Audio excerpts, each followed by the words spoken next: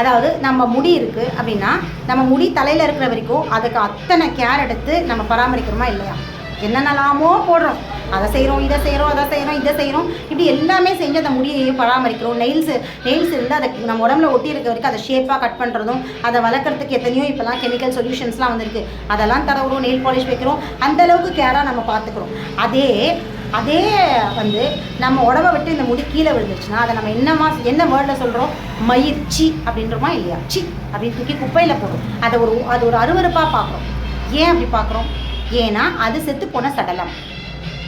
நம்ம உடம்புல இருக்க வரைக்கும் தான் இந்த நகைக்கண்ணை வெளியே விழுந்தவுடனே அது வந்து பாய்சன், சாப்பாட்டில் எங்கேயாவது கலந்துற போது வீட்டை விட்டு வெளியே போடுங்க, வீட்டுக்குள்ளே இருக்கக்கூடாது அப்படின்னு ஒரு சாஸ்திர சம்பிரதாயமாக சொல்கிறாங்க. ஆக்சுவலாக என்னென்னா அதை சவம்ன்றது தான் நம்ம முன்னோர்கள் சொல்லியிருக்காங்க. நம்ம உடம்புக்குள்ளே இருக்க வரைக்கும் தான் அது உயிர் சக்தி. நம்ம உடம்பை விட்டு வெளியே போயிடுச்சுன்னா அது செத்து போன சவத்தை யாராவது வீட்டுக்குள்ளே வச்சுருப்பாங்களா? அதனால தான் அந்த காலத்து முன்னோர்கள் வெட்டின நகத்தை வீட்டை விட்டு வெளியே போடுங்க, இரவு நேரங்களில் நகை வெட்டக்கூடாது. இதெல்லாம் வந்து ஒரு சவம், ஒரு இறப்புக்கு என்னென்னலாம் வந்து சாஸ்திரங்கள் நம்ம பொதுவாக கொடுக்குறோமோ அது எல்லாத்தையுமே நகம், முடி, இதுக்கு எல்லாத்துக்கும் கொடுத்தாங்க. ஈவினிங் நேரத்தில் 6 மணி ஆகிடுச்சுன்னா முடி தலை வாரக்கூடாது, தலை சீவக்கூடாது, முடியை வீட்டுக்குள்ளே போடக்கூடாது, வெளியே தூக்கி போடணும், பறக்க விட, இது மாதிரி ஏகப்பட்ட சாஸ்திரங்கள் சொன்னாங்களே. இது எல்லாத்துக்கும் பின்னாடியோ என்ன இருக்குதுன்னு பார்த்தீங்கன்னா அது எல்லாமே ஒரு பிணங்கள் தான். ஸோ அந்த பிணம் வீட்டுக்குள்ளே இருக்கக்கூடாது அப்படிங்கிறது தான் சொன்னாங்க. ஸோ இது ஒரு முடி, ஒரு நகைக்கண்ணுக்கே உயிர் சக்தி அப்படிங்கிறது அவசியமாக இருக்கும்போது நம்ம உடம்புக்குள்ளேருந்து வெளியே வர ரத்தம் உயிர் சக்தியை தொலைச்சிட்டு தான் வருது. உடம்புக்குள்ளே இருக்க வரைக்கும் தான் உயிர் சக்தி. உடம்பை விட்டு வெளியே வந்ததுக்கப்புறம் உயிர் சக்தி தொலைஞ்ச ஒரு பொருள். அப்போ நம்ம உடல்லேருந்து அதை டியூப் வழியாக வெளியே எடுக்கும் பொழுது அது உயிர் சக்தியை இழந்துருது.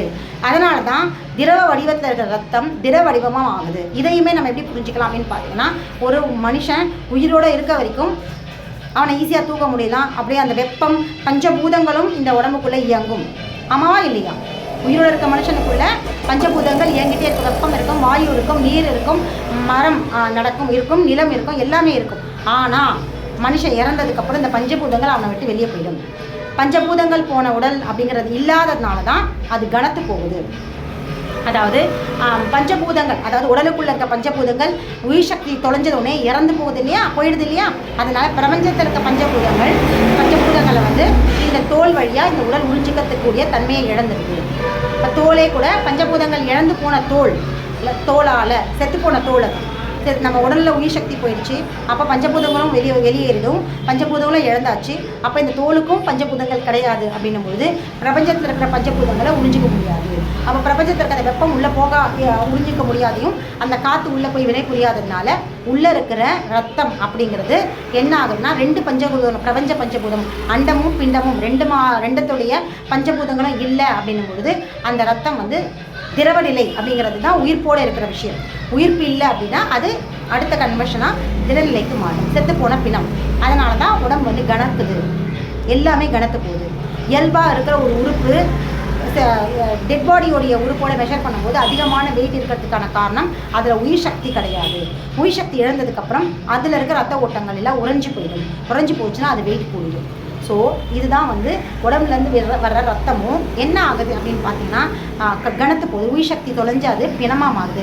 பிணத்துடைய கணம் எப்படி ஆகுது அப்படின்னா பஞ்சபூதங்கள் இல்லாமல் கணத்து போகிற மாதிரி இந்த ரத்தமும் பஞ்சபூதங்கள் இல்லாமல் கணத்து போகுது. இப்போ கணத்து போகிறதுனால கட்டி ஆகுது.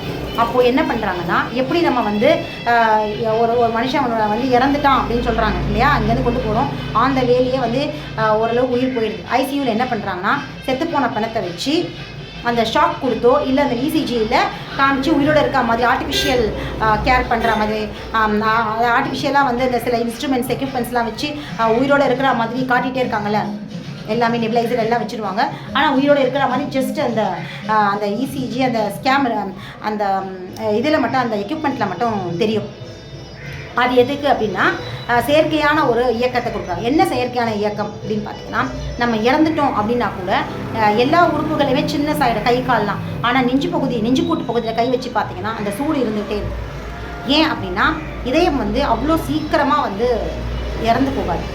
அந்த சூடு வந்து நிறைய பேருடைய வாழ்வியல் முறை, அந்த காலத்தில் முன்னோர்கள் மிகச்சரியான வாழ்வியல் முறையில் இருந்ததுனால அவங்களுடைய உடல் அப்படின்னு பார்த்தா அவ்வளோ சீக்கிரம் அழுகாது. பூமிகளை புதைச்சாலும் கூட சீக்கிரம் அழுகக்கூடிய தன்மை இருக்காது. அவங்களுடைய இதயம் அந்த நெஞ்சுக்கூடு பகுதி வந்து சூடு இருந்துகிட்டே இருக்கும், ரொம்ப நேரத்துக்கு சூடு இருக்கும், பல நாட்கள். அது எந்த அளவுக்கு நம்ம உடலை வந்து வச்சுருக்கோம், வாழ்நாளில் எப்படி நம்ம உடலை எந்த அளவுக்கு நம்ம வாழ்ந்துருக்கோமோ அதுக்கு ஏற்ற மாதிரி இறந்ததுக்கப்புறம் நம்மளுடைய உடலில் இருக்கிற வெப்பமும் வந்து அந்த நெஞ்சுக்கூட்டு பகுதியில் இருக்கிற அந்த இதயத்தோட வெப்பமும் வந்து அந்த அளவுக்கு இருக்கும். நம்மளுடைய முன்னோர்கள், நம்ம வீட்டு முன்னோர்களுக்கு ஓரளவுக்கு சூடு ஒரு நாள் முழுக்க இருக்குது அப்படின்னா, இதுக்கும் தாண்டின சித்தர்கள், அதாவது அவங்க வந்து பசி, தாகம், ஓய்வு, தூக்கம் அப்படிங்கிற வாழ்வியல் முறைகளையும் உடலையும் ரொம்ப நுட்பமாக கவனித்து வாழ்ந்தவங்க இல்லையா, அவங்களுடைய நெஞ்சுக்குட்டி பகுதியில் இருக்கிற அந்த சூடு இன்னும் அதிகமாக இருக்கும். அதனால தான் சித்தர்களுடைய பிணங்கள் இறந்த இடத்துல இன்னும் கூட நிறைய பேர் சொல்லுவாங்க, அவங்களுடைய பிணங்கள் தோண்டி எடுத்தாலும் பல நாட்கள் அழுகாமல் இருந்ததாக வந்து நிறைய சொல்லியிருக்காங்க. இதெல்லாம் பெரிய அதிசயமாக நினைக்கிறோம். இது அதிசயம் இல்லை, உடலுடைய சாதாரண ஒரு தன்மை, கட்டமைப்பு. எல்லாத்துக்குமே வாழ்வியல் முறை தான் முக்கியம். நம்ம வாழ காலத்தில் எந்த அளவுக்கான வாழ்வியல் முறைகளை நம்ம பின்பற்றுவோமோ அதுதான் வந்து பிரதிபலிக்கிறது, நம்மளுடைய இறப்புக்கு அப்புறமும் பிரதிபலிக்கும் அப்படிங்கிறது தான் உண்மை. ஆனால் இறந்ததுக்கப்புறம் உயிர் போயாச்சுன்னா நமக்கும் இந்த உடம்புக்கும் சம்மந்தம் இல்லை. பட் இதெல்லாம் எதுக்குன்னா ஒரு தெரிஞ்சுக்கிறது, ஒரு ஞானம் தான்.